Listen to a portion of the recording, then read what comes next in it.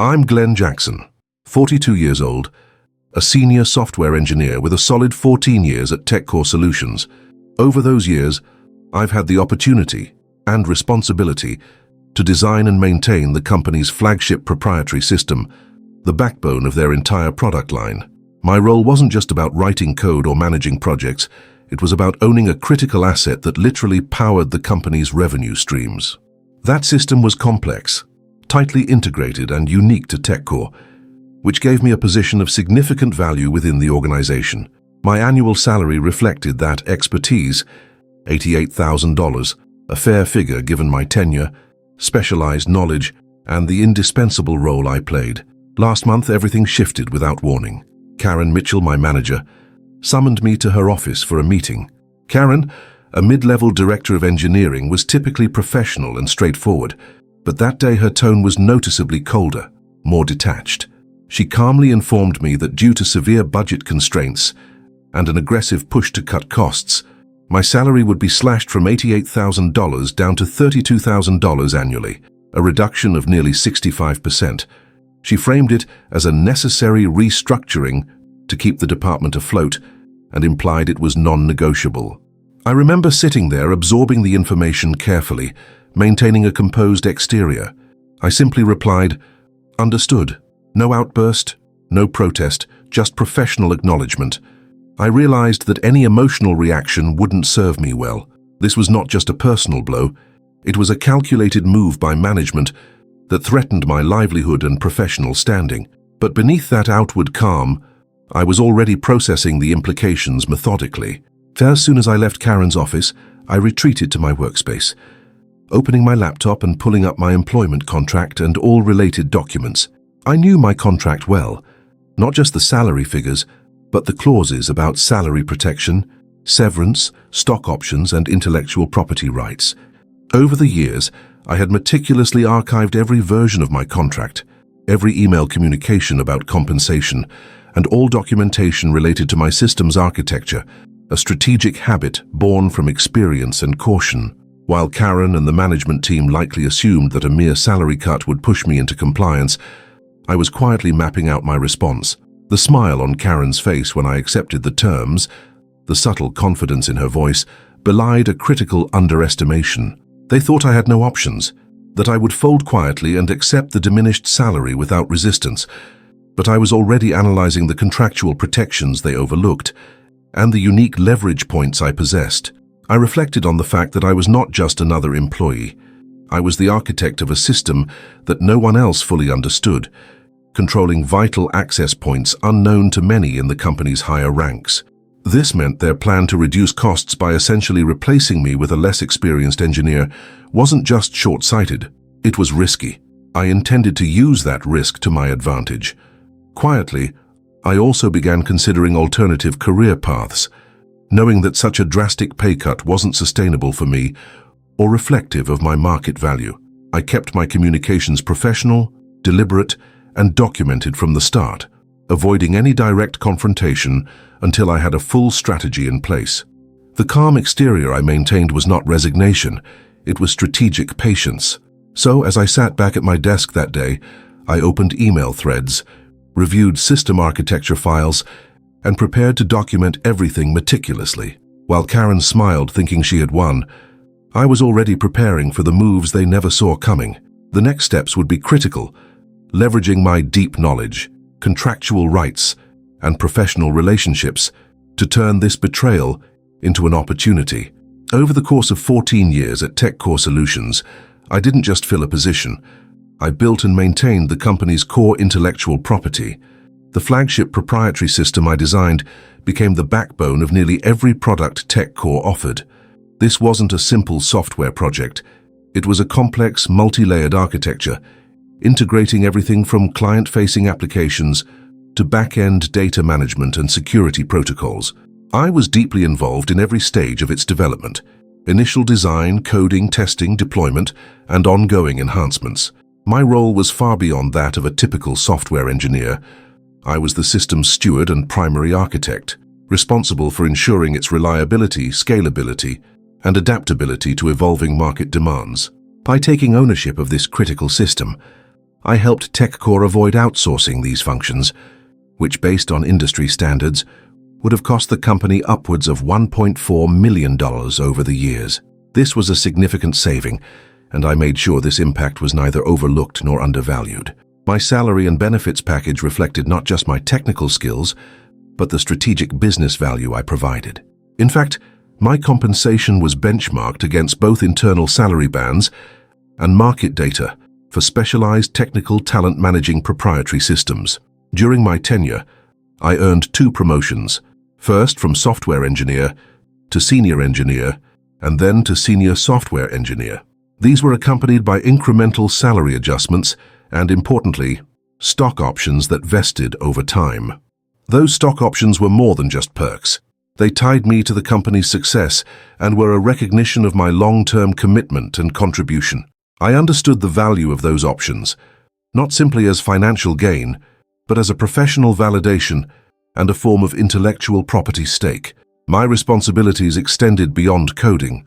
I managed critical deployments with zero downtime for 5 consecutive years, a feat achieved through rigorous testing protocols, contingency planning, and close coordination with cross-functional teams. Maintaining this uptime was essential. Any system failure could impact thousands of users and result in significant revenue loss. I developed detailed monitoring and alert systems, documented escalation procedures, and trained junior engineers to maintain the system's stability. This knowledge transfer was carefully controlled. The proprietary nature of much of the system meant I was the only one fully versed in certain core modules and security configurations. Throughout this period, I maintained meticulous documentation habits. This included the employment contracts meticulously archived for every renewal and amendment, detailed blueprints and flowcharts of system architecture, and comprehensive email threads that recorded project decisions, change requests, and compensation discussions. This level of documentation was intentional, a professional habit cultivated in anticipation of potential disputes or negotiations. I understood that in complex corporate environments, clarity and record-keeping could be the difference between vulnerability and leverage. My professional relationships within TechCore were equally important. I cultivated trust and respect among colleagues, clients, and vendors. These relationships were built through consistent, reliable delivery and transparent communication. I wasn't just a technical resource. I was a recognized leader within the engineering community at TechCore.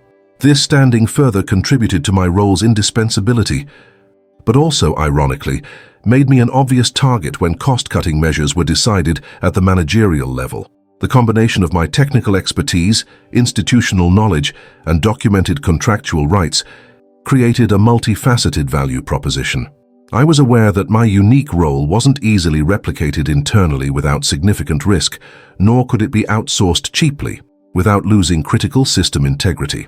This gave me a form of professional leverage that I quietly acknowledged, but had yet to fully deploy. In essence, my career at TechCore was the story of building and protecting a critical business asset while positioning myself to benefit from that ownership. When Karen Mitchell announced the drastic pay cut, she was not accounting for this depth of value and the protections embedded in my contract and professional stature. I knew that my response would not be reactive or emotional. Instead, I was prepared to leverage every documented advantage, from my system control to contract clauses and professional relationships, to navigate the unfolding challenge. This was about preserving my career, my livelihood, and my professional integrity in the face of what I recognized as a short-sighted managerial decision.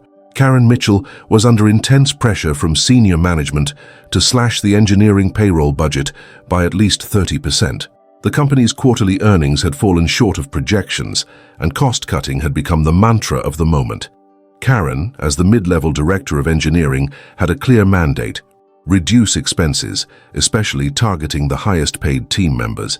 Given my salary of $88,000, I was an obvious candidate for a significant pay cut, or worse, replacement. Karen's plan was straightforward from her perspective. Replace me with a less experienced engineer at a fraction of my salary, around $32,000 annually. From her vantage point, this would immediately reduce costs while maintaining a semblance of continuity on the projects I oversaw. What Karen and the corporate leadership failed to appreciate was the complexity beneath this seemingly simple financial calculus. They treated the salary figure as a variable to trim, without fully grasping my contractual protections or the operational risks involved in such a move.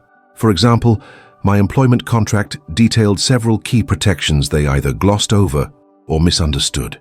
There was a clause explicitly guaranteeing my salary during restructuring phases designed to provide stability and protect employees from arbitrary cuts.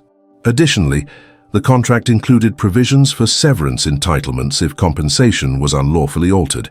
Perhaps most critically, the contract contained a non-compete waiver clause that would activate if the company failed to honor severance agreements, a clause rarely invoked but highly significant. Karen's approach also entirely overlooked the vested stock options that I had accrued over my 14 years with TechCore. Those options were not only a financial asset, but also a measure of my long-term investment in the company's success. By slashing my salary and marginalizing my role, the company effectively devalued those equity stakes and violated the spirit, if not the letter, of our agreement. Yet none of this seemed to factor into Karen's decision-making or the endorsement she received from David Reynolds, the corporate counsel. David's role was to provide legal validation for these cost-cutting measures, and initially, he appeared complicit in the strategy, likely viewing the pay cut as a necessary evil to meet unyielding financial targets. From a legal standpoint, David's backing gave Karen a false sense of security. They assumed that having the company's legal advisor endorse the salary reduction insulated them from pushback. However, neither Karen nor David noticed some critical oversights in their interpretation of my contract. They failed to recognize the extent of my exclusive control over the proprietary systems architecture, a system that was undocumented in many respects and fully dependent on my unique expertise. The implicit risk of replacing me with a less experienced engineer wasn't merely operational. It was a ticking time bomb for system stability and client satisfaction. This oversight extended beyond the technical realm. The company also underestimated the potential for my contractual leverage. The non-compete waiver, in particular, was a strategic safeguard. It meant that if the company breached severance or salary protections, I could legally pursue opportunities with direct competitors without restriction. This clause was designed to protect highly specialized employees like me from being trapped in untenable situations, and it underscored the seriousness of unauthorized pay cuts. While Karen was focused on immediate cost reduction metrics, she missed the broader picture. The company's attempt to marginalize me risked not only contractual violations, but also operational failures and reputational damage. David Reynolds, despite his legal expertise, did not anticipate the repercussions of enforcing such drastic salary reductions on a critical team member with exclusive system knowledge. His endorsement of the strategy reflected a corporate culture, prioritizing short-term financial results over sustainable talent management. As for me, I was acutely aware of these dynamics. I recognized that Karen's plan was built on a misunderstanding of my value and the contractual protections I held. The underestimation of my non-compete waiver and severance rights revealed a critical vulnerability in their approach.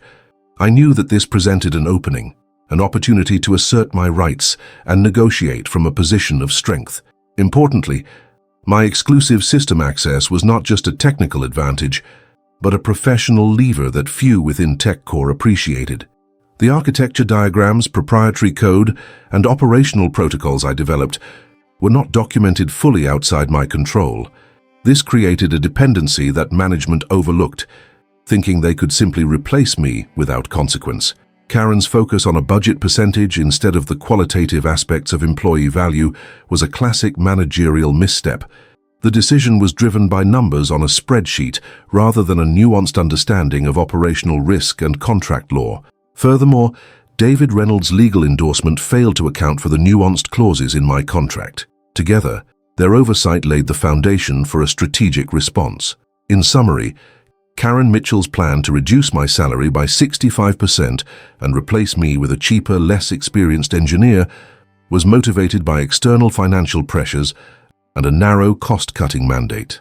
However, the plan ignored critical contractual clauses, severance protections, and my exclusive control over key proprietary systems. The legal counsel's initial approval only reinforced their miscalculation. This professional oversight created a leverage point that I intended to exploit methodically, ensuring that their short-sighted approach would backfire.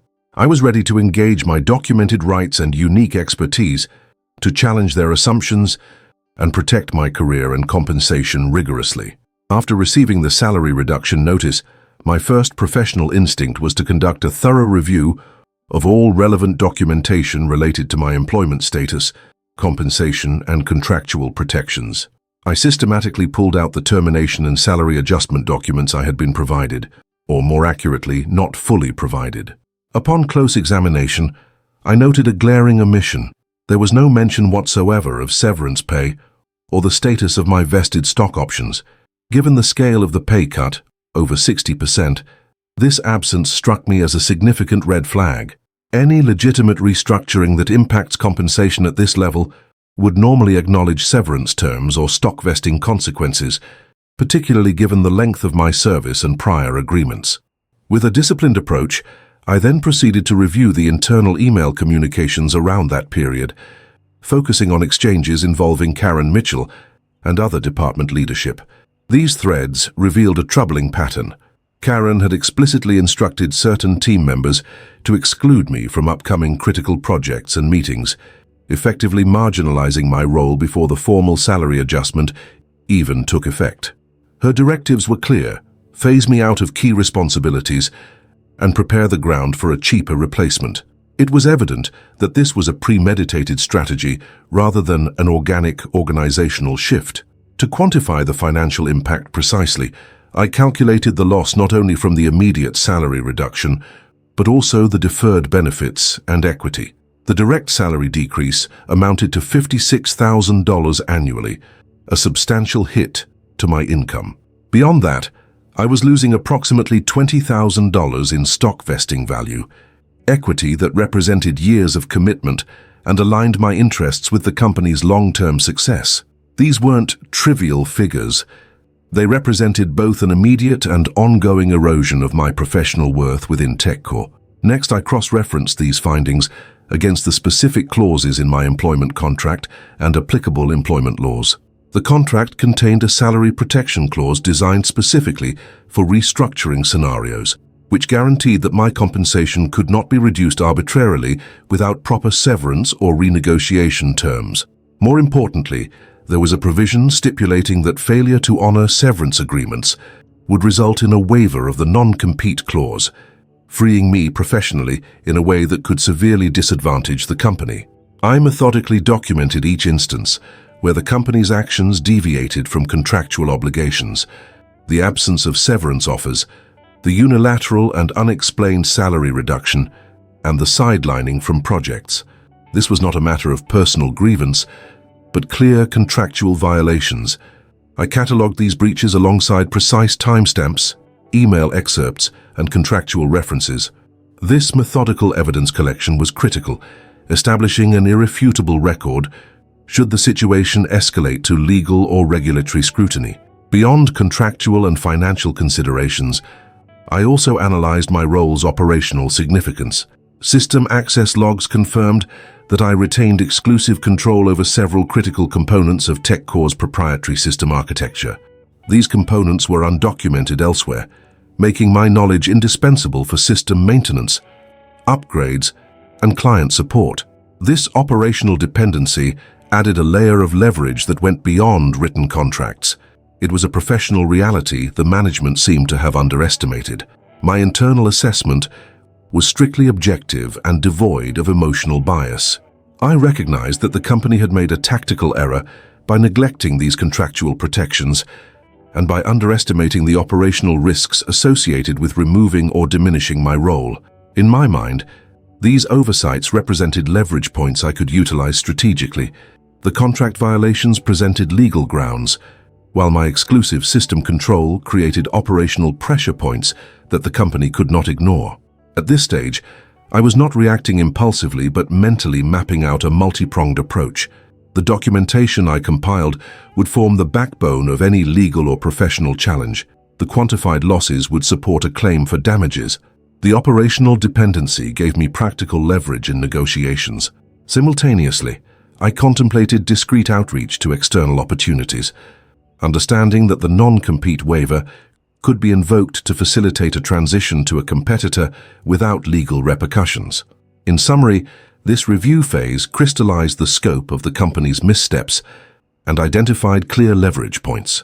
I understood that to protect my career and rights, I needed to proceed with a deliberate and documented strategy, balancing legal recourse, operational influence, and alternative career pathways.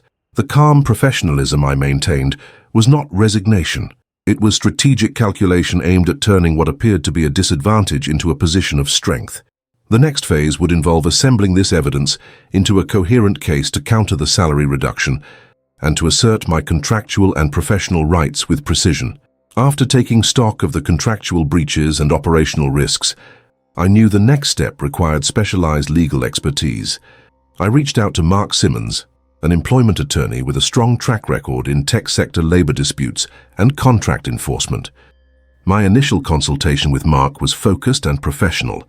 I presented him with the full dossier, the original and amended employment contracts, all salary adjustment notices, internal email communications, system architecture documentation, and detailed logs of my proprietary system access. Mark's role was clear: to analyze these materials for enforceable rights and potential violations, and to advise on the most effective legal and strategic approach. Mark's first observation was the presence of multiple unaddressed breaches. He immediately noted the salary protection clause in my contract, which explicitly prohibited unilateral salary reductions without severance offers or negotiation, precisely what Karen and TechCore had done.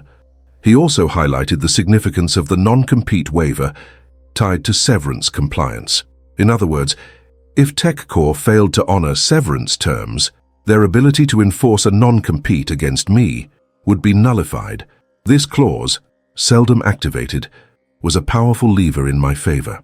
Mark emphasized that the company's disregard for these provisions exposed them to potential regulatory scrutiny and civil claims. Together, we set about organizing the evidence into a coherent chronological file.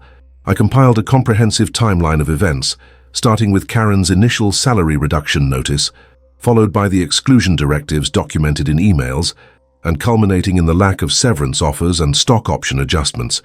Each piece of evidence was meticulously labeled and cross-referenced with relevant contract clauses and labor regulations. This methodical approach ensured that any legal or regulatory body reviewing the case would see an irrefutable pattern of contractual negligence. I also gathered technical documentation that underscored my indispensable role. This included detailed system architecture diagrams I had developed and maintained over the years, showing components for which I was the sole expert. Access logs demonstrated that only I held credentials for critical segments of the proprietary system, spotlighting the operational risk TechCore faced by sidelining me without a proper knowledge transfer. To complement this, I secured written, signed statements from colleagues and project managers, affirming my central role and the absence of alternative internal expertise. Mark and I discussed my broader strategic objectives: protecting my financial interests, preserving my professional reputation, and preparing for a potential transition to another employer if necessary. I made it clear that while I sought to enforce my contractual rights, I also wanted to keep options open for career advancement. Mark advised that the non-compete waiver could give me the freedom to negotiate with competitors without legal restraint, provided the company's breaches were confirmed. Simultaneously, I began discreetly reaching out to contacts in the industry, including a key recruiter at Vectorsoft, TechCore's largest competitor. I shared only high-level information, ensuring confidentiality and professionalism, while signaling my availability and intent. I knew that having leverage in contract enforcement was strengthened by the tangible possibility of an imminent move to a competitor. This dual approach, legal pressure combined with career transition planning, was critical to maximizing my options. Throughout this phase, I maintained rigorous documentation discipline. Every communication with Mark, every email to colleagues, and every negotiation discussion was saved and organized. I avoided impulsive exchanges with TechCore management, preferring instead to rely on formal written correspondence routed through legal channels when appropriate. My goal was to build an airtight case that would stand up in any dispute resolution forum while demonstrating my professionalism and strategic patience. I also prepared backups of the proprietary codebases I had developed, ensuring my intellectual contributions were preserved independently. This was not an act of defiance, but a safeguard against inadvertent loss or corporate mishandling amid the organizational instability. I knew that protecting this intellectual property was as important as securing my contractual rights. Reflecting internally, I recognized that Karen and the corporate counsel had underestimated the depth of my preparation and the strength of my legal position. Their assumption that I would quietly accept the pay cut was a critical misjudgment. The evidence was clear, the contract provisions unambiguous, and my operational importance undeniable. With Mark's guidance, I had transformed my initial assessment into a professional, legally grounded strategy. In summary, this phase marked the transition from passive analysis to active preparation. The engagement of expert legal counsel, combined with comprehensive evidence assembly and discreet market outreach, positioned me to assert my rights decisively. I was no longer simply an employee reacting to an unexpected pay cut. I was a strategist, leveraging contractual protections, professional stature, and alternative opportunities to navigate the conflict on my terms. The groundwork was laid for the next steps, formal legal action and negotiations that would compel TechCore to recognize the full scope of their obligations and my value. Once Mark Simmons had thoroughly reviewed my extensive dossier, we moved swiftly to formalize our position. Mark drafted a comprehensive letter addressed to TechCore's human resources and legal department.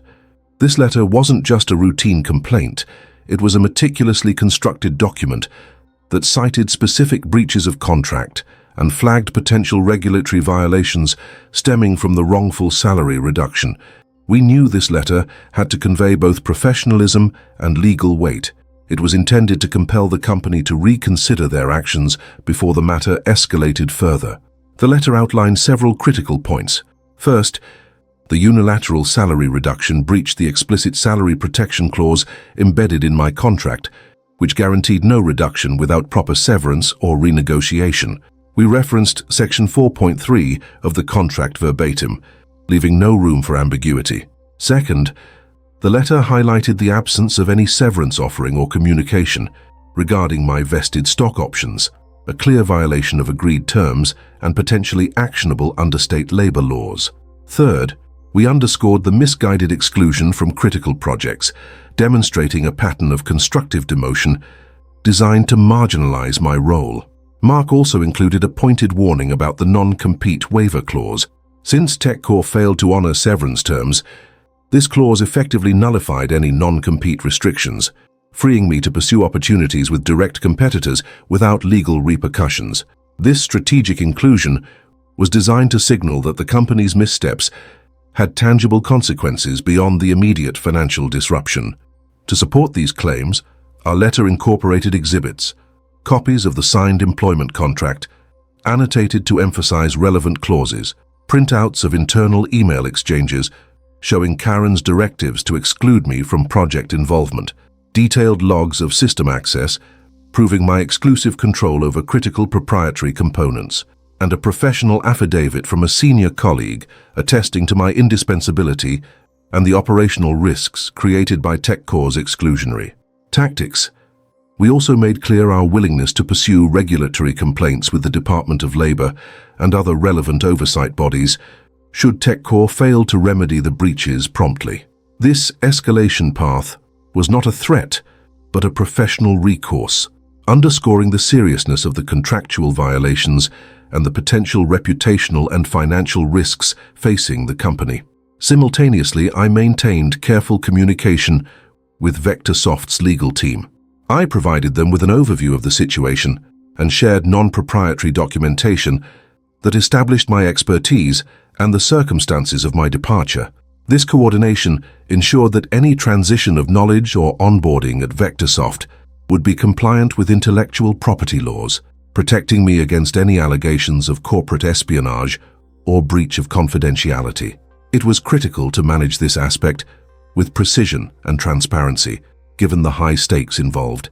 During this period, I continued to compile and organize all relevant documentation, emails, contracts, system diagrams, and witness statements, refining the evidence to maintain a robust and defensible position. I also ensured that all correspondence with TechCore was routed through Mark, limiting my direct exposure and preserving a professional, legally prudent posture. The formal letter served as a pivotal moment. It was the first undeniable assertion of my rights backed by legal authority. We set firm deadlines within the letter for TechCore to respond and to initiate corrective actions, including salary reinstatement and stock option adjustments. Mark and I were prepared for various outcomes, ranging from compliance and negotiation to resistance and protracted dispute. Throughout this phase, my internal focus remained on strategic patience and professionalism. I recognized that the strength of our position depended on the clarity and completeness of our documentation, the credibility of our legal claims, and the calculated pressure we applied. This was not about personal vindication, but about enforcing contractual obligations and protecting a career built over more than a decade. As discussions with Mark progressed, we also prepared contingency plans. These included preparing a formal labor board complaint and potential civil litigation should TechCore fail to engage constructively. Simultaneously, I advanced discreet negotiations with VectorSoft, ensuring that my career trajectory remained secure regardless of TechCore's response. In essence, this stage was about transforming the accumulated evidence and professional leverage into actionable legal pressure. The carefully crafted letter and coordinated legal strategy were designed to compel TechCore to acknowledge their contractual breaches and to negotiate on terms favorable to me. At the same time, the groundwork was laid for a seamless transition to a superior opportunity, leveraging not just legal rights, but also professional reputation and industry relationships. The balance between legal rigor and strategic discretion defined this phase. I was no longer a passive recipient of management decisions. I had become an active participant, shaping the course of my professional future through systematic, documented, and legally grounded action. The next steps would test TechCore's willingness to correct course or force a confrontation. Either way, the leverage was mine.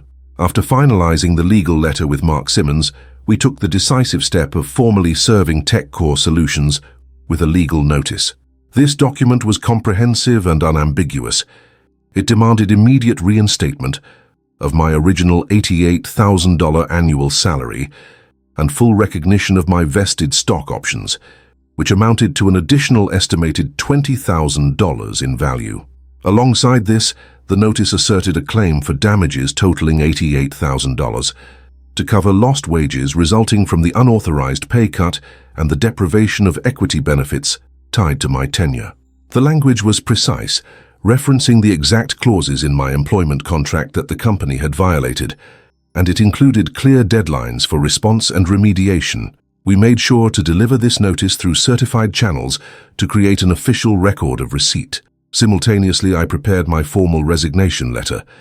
This was a carefully worded document that underscored my professionalism and maintained a tone free of animosity. I articulated my decision to step down based on the unresolved contractual breaches, emphasizing my commitment to a smooth transition and the continuity of ongoing projects.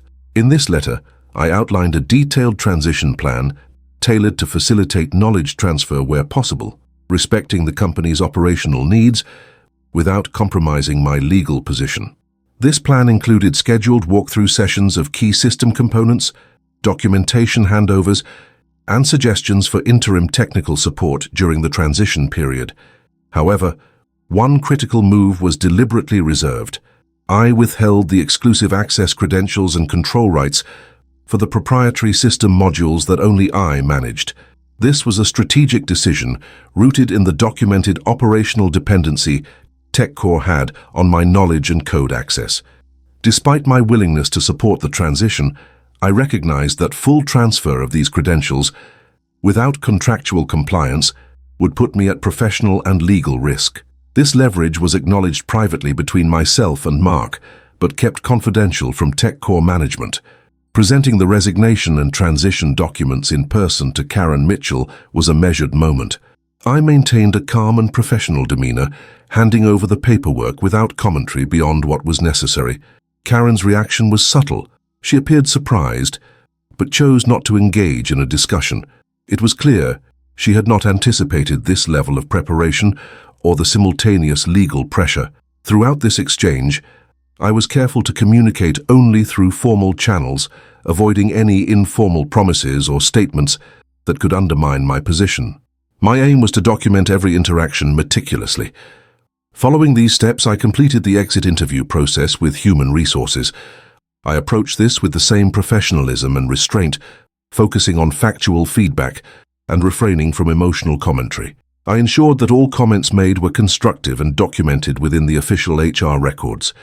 This documentation would later serve as corroborative evidence of the company's conduct and my reasoned response. Parallel to the resignation, I maintained close coordination with Vectorsoft, the industry competitor where I had already secured a new position.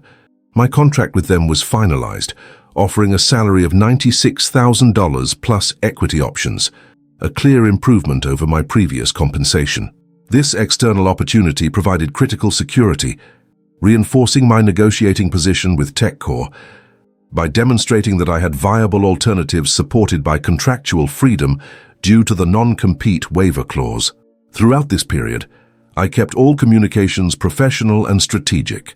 Every email or correspondence relating to the resignation, transition plan, or legal notice was archived and time-stamped. I maintained transparency with my legal counsel, ensuring that any development at TechCore was promptly shared and evaluated. Mark Simmons prepared contingencies in case TechCore attempted to circumvent or delay compliance, reinforcing that any breach would escalate the dispute to labor board complaints or civil litigation. Internally, I monitored TechCore's operational activities closely. The withholding of exclusive system access credentials began to create subtle operational bottlenecks as the company scrambled to redistribute responsibilities and patch knowledge gaps. While I remained available for scheduled knowledge transfer sessions, the restricted access underscored the company's dependence on my expertise. This was a calculated pressure point that underscored my leverage without crossing professional boundaries. At this stage, Karen Mitchell appeared unaware of the full scope of my legal positioning. Her oversight in underestimating my contractual protections and operational indispensability was becoming increasingly evident in her interactions and attempts to manage the transition. I deliberately maintained a low profile in direct communications, allowing the legal framework and documented facts to speak on my behalf. This phase of serving legal notice, resigning with a structured transition, and safeguarding proprietary access was a critical pivot in the unfolding strategy. It combined systematic legal enforcement with professional responsibility, balancing assertiveness with cooperation. The situation remained professionally precarious and unresolved, setting the stage for TechCore's next moves and the subsequent consequences of their initial miscalculations. Within a few days after I formally handed in my resignation and served the legal notice, the repercussions of my strategic withholding of critical system access credentials began to materialize in TechCore's operations. The proprietary system I had architected and maintained for over a decade was starting to show signs of instability. Anomalies and unexpected failures emerged in areas I alone had exclusive control over. These weren't random glitches. They were symptoms directly correlated to the restricted access and the absence of a full knowledge transfer, which was a calculated move on my part to maintain leverage while still fulfilling my transition obligations. It quickly became apparent to the leadership team, especially Karen Mitchell, that the system's seamless operation hinged heavily on my unique expertise and the credentials I controlled. Key modules responsible for real-time data processing and security validation began exhibiting intermittent failures. Automated monitoring tools flagged elevated error rates, and incident tickets surged as support teams scrambled to diagnose unexplained outages. The complexity of these issues was compounded by the fact that the underlying source code and operational configurations for these modules had never been documented in full detail outside my personal archives and internal knowledge. As word of the system irregularities spread internally, escalating client concerns followed suit. Several major clients, some of whom I had personally managed relationships with over the years, reached out directly to Karen, expressing alarm about the deteriorating reliability of TechCore's flagship product. Their communications ranged from formal emails requesting status updates to direct calls pressing for immediate remediation. These clients, integral to the company's revenue streams, were understandably anxious, as even minor disruptions in the system's performance could translate into significant operational and financial impacts on their end. Karen, now visibly under increased pressure, reached out to me personally with a request for emergency consulting support to stabilize the system. Her tone was notably different from our previous interactions, less authoritative and more urgent, reflecting the mounting operational crisis. She requested that I provide immediate access credentials and troubleshooting assistance, offering to negotiate consulting fees for my time. I responded professionally but firmly, declining her request and directing her to communicate exclusively through my legal counsel, Mark Simmons. I made it clear that any engagement beyond the terms of my resignation and contract enforcement would require formal agreements and appropriate compensation. At the same time, the regulatory bodies we had referenced in our legal notice acknowledged the receipt of our complaint. This acknowledgement, while procedural, indicated that my claims were progressing toward formal investigation. The Labour Board initiated preliminary inquiries into TechCore's salary reduction practices and contractual adherence, adding an additional layer of external oversight to the unfolding situation. The potential for regulatory sanctions created further complications for the company, intensifying leadership's internal stress. Meanwhile, my onboarding at Vectorsoft proceeded rapidly. Their legal and HR teams worked closely with me to ensure a smooth, compliant transition. Given the exclusivity of my knowledge regarding the proprietary system, Vectorsoft was particularly interested in leveraging my expertise to enhance their own competitive offerings without infringing on intellectual property protections. I coordinated with their legal counsel to establish clear boundaries around proprietary information transfer, ensuring full compliance with all confidentiality and non-compete provisions, now waived due to TechCore's contractual breaches. Back at TechCore, the combined impact of operational disruptions and escalating client dissatisfaction began to erode Karen Mitchell's confidence. Internal audits initiated by senior management uncovered unauthorized salary reductions and flagged irregularities in how these changes were communicated and documented. The audit findings called into question the legal soundness of Karen's directives and the involvement of corporate counsel David Reynolds in endorsing these measures. These developments eroded the credibility of the cost-cutting initiative and underscored the managerial missteps in handling my salary and role. Throughout this period, I maintained a professional distance from direct conflict, allowing the evidence and legal processes to unfold without personal interference. I stayed in close contact with Mark Simmons, who coordinated all communications and monitored TechCore's responses. My focus remained on preserving the integrity of my documentation, reinforcing my legal position, and preparing for the next phase, which would inevitably involve more intense negotiation or formal dispute resolution. In essence, this phase marked the tangible emergence of consequences stemming from TechCore's decision to undermine my contractual protections and operational authority. The system failures and client complaints served as real-world validations of the risks I had identified early on, while the initiation of regulatory review signaled the beginning of formal accountability. Karen's faltering leadership and the company's internal turmoil underscored the precariousness of their position. Professionally, I remained composed, strategically vigilant, and ready to escalate as necessary to protect my rights and interests. TechCore Solutions quickly found itself embroiled in formal scrutiny as the Labour Board officially opened an inquiry into my allegations of contract breaches. This wasn't just a bureaucratic formality. It was the beginning of a comprehensive investigation into the company's unilateral salary reduction practices and their compliance with employment law. The complaint submitted by my attorney included detailed evidence, copies of my original employment contract, annotated to highlight the salary protection clause and severance entitlements, internal emails showing Karen Mitchell's explicit instructions to exclude me from critical projects, and documentation of the withheld stock options and related financial losses. The Labour Board's acknowledgement of receipt came with a notice requesting TechCore to provide a formal response within a strict timeframe, signalling the seriousness with which regulators were treating the matter. Simultaneously, my legal team filed a civil lawsuit against TechCore for breach of contract and wrongful salary reduction. The complaint was meticulously prepared, incorporating exhaustive documentation amassed over weeks. Contract provisions, email communications, system architecture evidence underscoring my operational indispensability, and testimony affidavits from colleagues, affirming the company's deliberate marginalization of my role. This legal action was not taken lightly. It was a calibrated move designed to compel TechCore to address their contractual violations or face escalating legal consequences, including potential damages and reputational harm. As the lawsuit progressed, the ripple effects within TechCore became increasingly pronounced. The operational impact of my departure, particularly the restricted access to critical proprietary system components, exacerbated internal instability.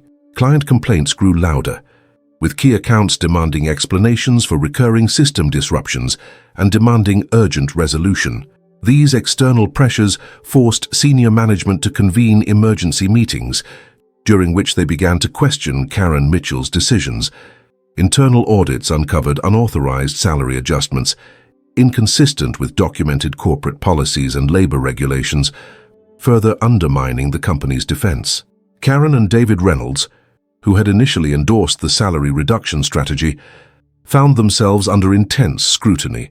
The legal filings and regulatory inquiries revealed their failure to fully assess the contractual protections embedded in my employment agreement and underestimated the operational risks of sidelining a critical employee without proper knowledge transfer.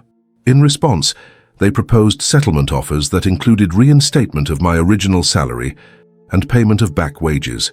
However, these offers fell short of addressing the full scope of damages, including lost stock option value and professional reputational harm.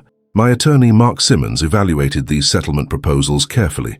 He advised rejecting the initial offers on the grounds that they did not fully compensate for the contractual breaches nor acknowledge the company's operational negligence.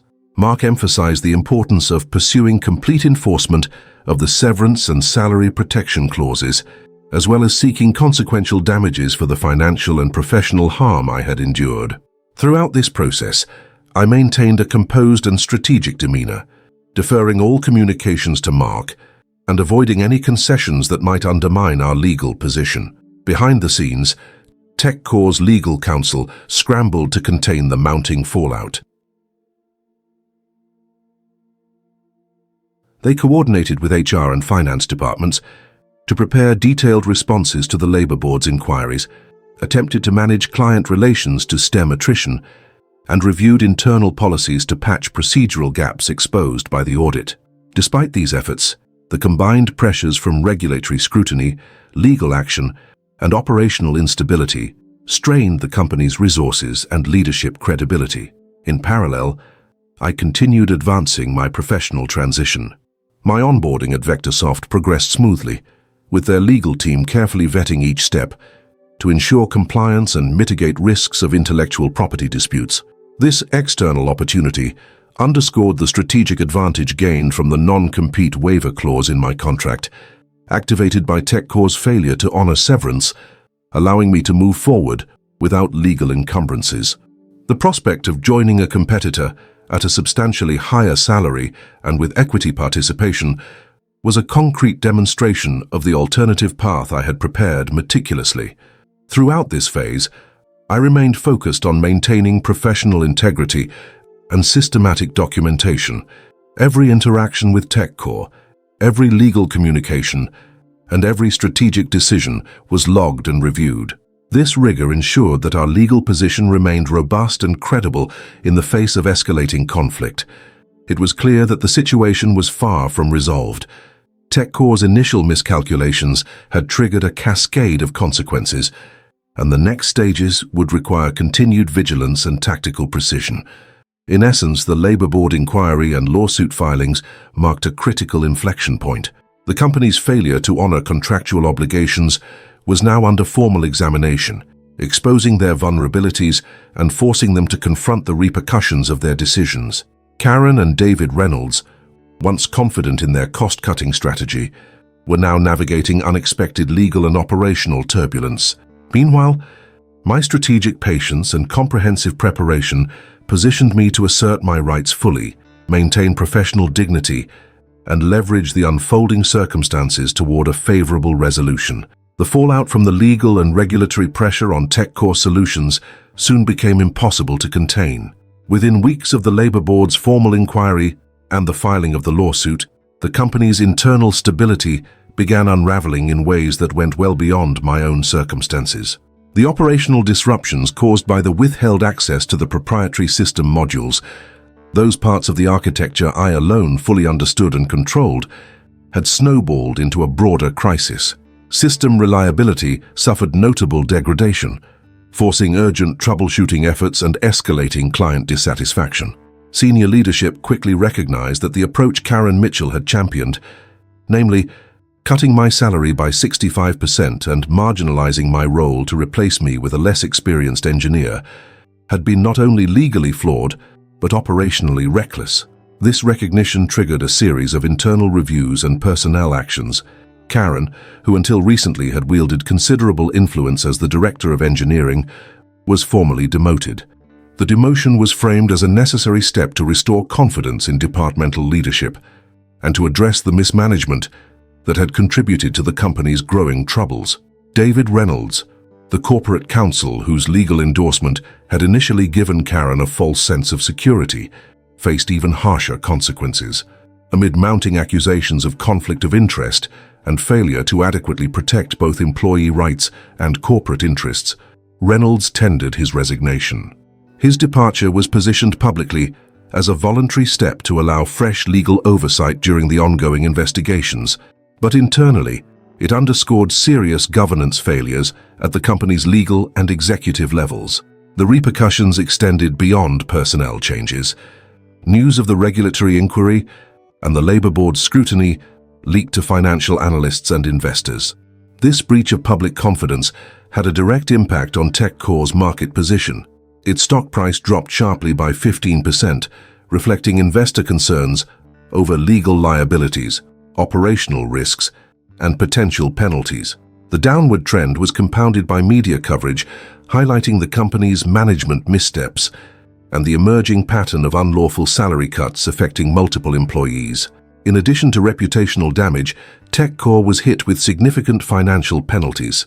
Regulatory authorities imposed fines totaling $250,000 for violations of employment and labor laws, specifically citing the unauthorized salary reductions and failure to comply with contractual severance obligations. These fines were not isolated, but part of a broader enforcement action that included probationary oversight of the company's human resources practices for 2 years. This probationary status placed TechCore under heightened scrutiny, requiring regular compliance audits and reporting to regulatory agencies. The ripple effects within the company were profound. Other employees, emboldened by my case and the attention it attracted, came forward with similar complaints about unlawful salary reductions and contract breaches. HR and legal teams found themselves overwhelmed, forced to address multiple grievances and negotiate settlements to stem further damage. The once cohesive engineering department now grappled with low morale, distrust in leadership, and uncertainty about future job security. Industry publications and online forums quickly picked up the story, publicizing the legal action and the regulatory penalties. TechCore's brand suffered a tangible blow within the tech community, impacting client trust and complicating recruitment efforts. Prospective hires expressed caution, and some existing clients began exploring alternative providers, wary of the company's internal instability and governance issues. Amid these developments, my own contractual position was reinforced with tangible results.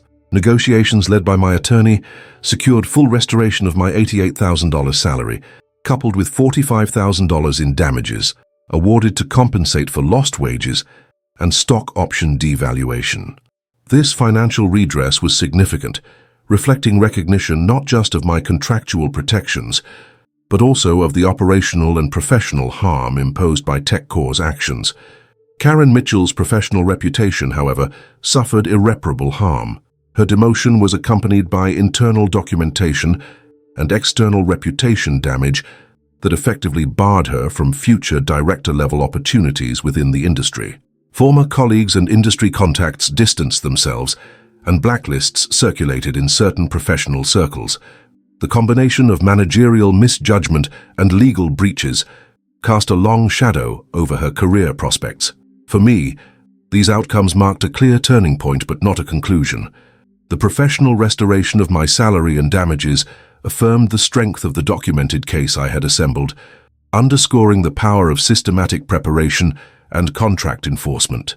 Yet the landscape remained dynamic. TechCore was still navigating regulatory probation, ongoing employee claims persisted, and the company's operational and reputational rebuilding was far from complete. Strategically, I remained focused on the future rather than the past. The experience reinforced core professional lessons about vigilance, documentation, and measured response to corporate adversity. The path ahead involved leveraging the restored financial security and industry respect to advance my career and professional influence. But the situation at TechCore remained a case study in how short-sighted cost-cutting and legal oversight failures can cascade into widespread organizational harm. As the company grappled with cascading consequences of their initial miscalculations, I maintained a stance of professional composure and systematic leverage. The strategic patience and disciplined documentation that had guided me from the outset continued to define my approach. The story was evolving, and the next phases would demand continued vigilance, but the foundations of my professional vindication were firmly in place. The court rulings that followed the Labor Board inquiry and the civil lawsuit marked a decisive escalation in the professional dispute between me and TechCore Solutions. The judicial process meticulously reviewed the voluminous documentation my legal team and I had compiled, employment contracts with highlighted salary protection and severance clauses, internal emails revealing managerial instructions to exclude me from critical projects, system architecture evidence underscoring my operational indispensability, and affidavits from colleagues affirming my critical role. This evidence was irrefutable, demonstrating that TechCore had breached not only contractual agreements, but also labor regulations protecting employee compensation and equity participation. The court ordered TechCore to compensate me with $133,000 in total back wages, stock option payouts, and coverage of legal fees. This amount reflected the salary differential created by the unauthorized pay cut, estimated lost equity value, and the costs incurred in pursuing legal enforcement. The judgment underscored the enforceability of the salary protection clause and severance provisions embedded in my contract, clauses the company had disregarded in their unilateral reductions. Importantly, the ruling also validated the non-compete waiver, triggered by TechCore's failure to honor severance terms, effectively confirming my freedom to pursue competitive employment without restriction. This legal recognition fortified my position in the industry and removed previous barriers that might have constrained my career mobility. Concurrently, regulatory authorities imposed fines totaling $250,000 against TechCore for violations of employment law. These penalties were not merely financial, but came attached with a probationary period of 2 years, during which TechCore would be subject to heightened oversight. This probation required the company to submit regular compliance reports and undergo audits to ensure adherence to labor laws and contractual obligations.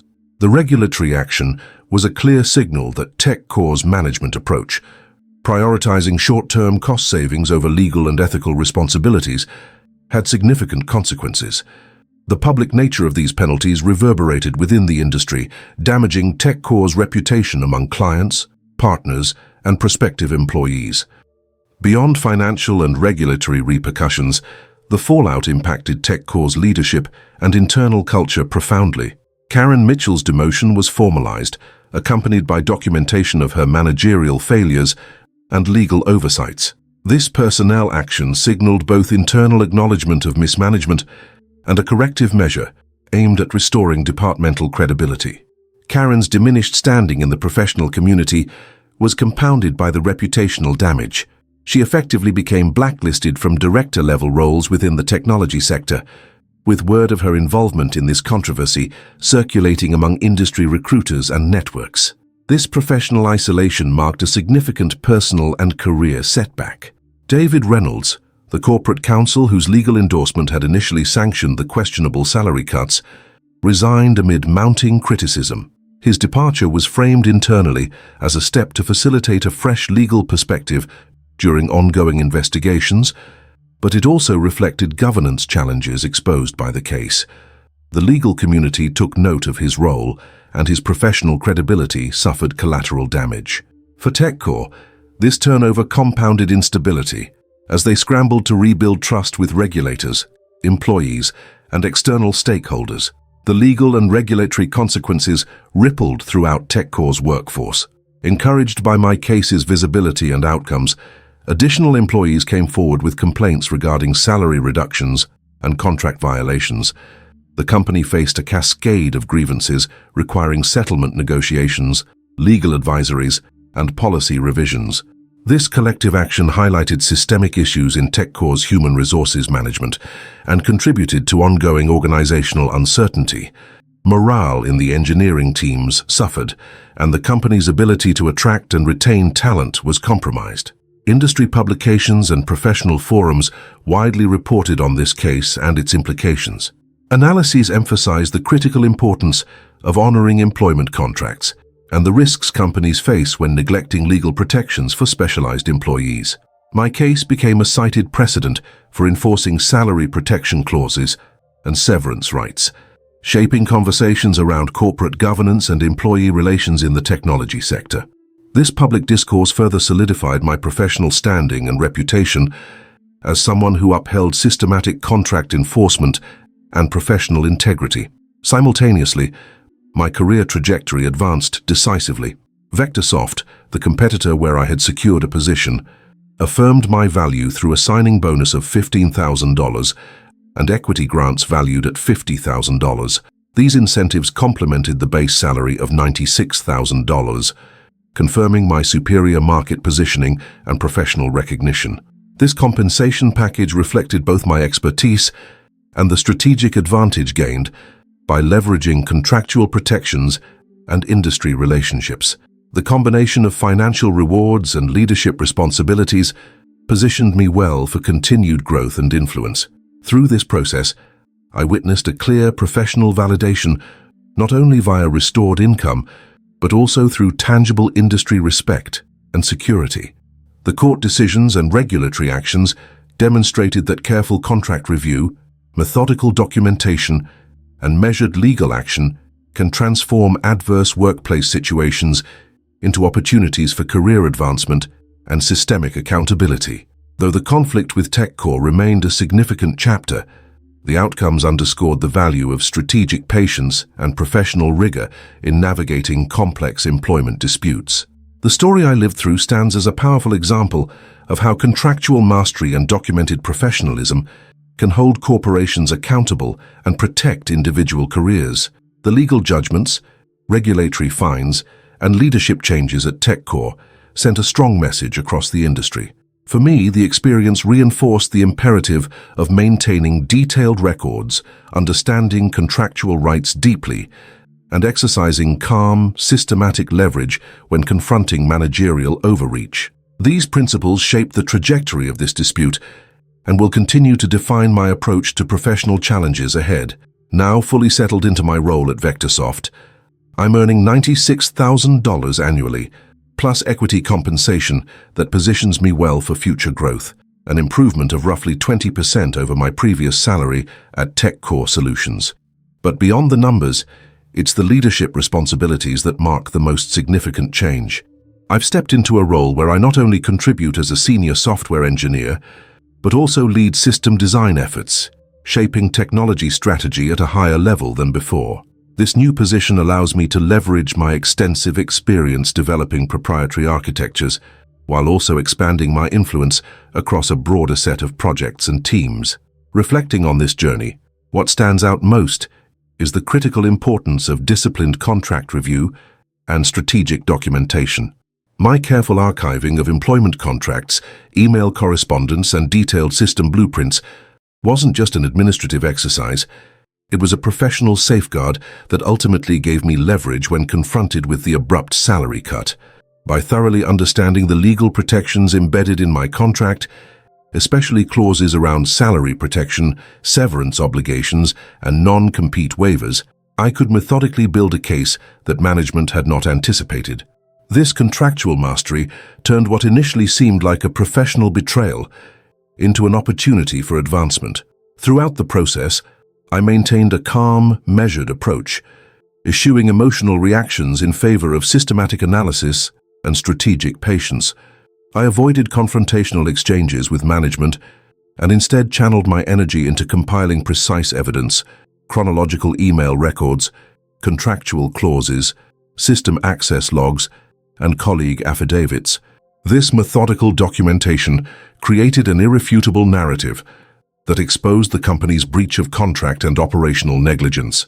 It was this foundation that allowed my attorney and me to negotiate from a position of strength, ultimately securing not only reinstatement of my rightful compensation, but also additional damages and protections. Equally important was my understanding of the operational dependencies surrounding the proprietary system I had designed. By recognizing that TechCore's assumption they could replace me without consequence was flawed, I preserved critical leverage, such as withholding exclusive access credentials during the transition. This wasn't an act of retaliation, but a professional assertion of the value I brought to the table, underscoring the risks they incurred by disregarding contractual and operational realities.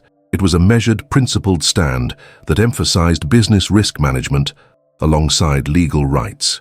The strategic invocation of the non-compete waiver clause was another key turning point. Since TechCore failed to honor severance provisions, that waiver freed me to negotiate with direct competitors, VectorSoft in this case, without fear of legal repercussions. This contractual nuance, often overlooked by management, opened doors that might otherwise have been closed. It underlined the importance of deeply understanding employment agreements and how they can empower professionals to protect their careers proactively. Now, as I settle into my leadership role at VectorSoft, I am not only compensated fairly, but also validated professionally. The signing bonus and equity grants I received recognize the expertise and strategic value I bring, far beyond a mere salary figure. More than financial gain, this outcome represents the culmination of years of disciplined professional development, strategic foresight, and rigorous documentation practices. It's a testament to the fact that competence combined with contractual awareness and measured legal action can transform adversity into opportunity. Looking ahead, I remain committed to upholding the principles that guided me through this challenge, maintaining meticulous records, exercising professional patience, and enforcing contractual rights with clarity and calm resolve. The experience has reinforced a fundamental truth in professional environments. Systematic preparation and legal understanding are indispensable tools for navigating corporate challenges. I am confident that this approach will continue to serve me well, enabling sustained career growth and security amid an ever-evolving industry landscape. In summary, the situation was never personal vengeance, but a systematic pursuit of justice grounded in professionalism and contractual fidelity. My strategic response transformed a severe pay cut into a career breakthrough, restoring not only my financial standing, but also solidifying my reputation as a competent, resilient engineer and leader. This chapter has shaped my professional identity profoundly, affirming that when faced with corporate overreach, measured strategy, thorough documentation, and legal acumen are the keys to prevailing.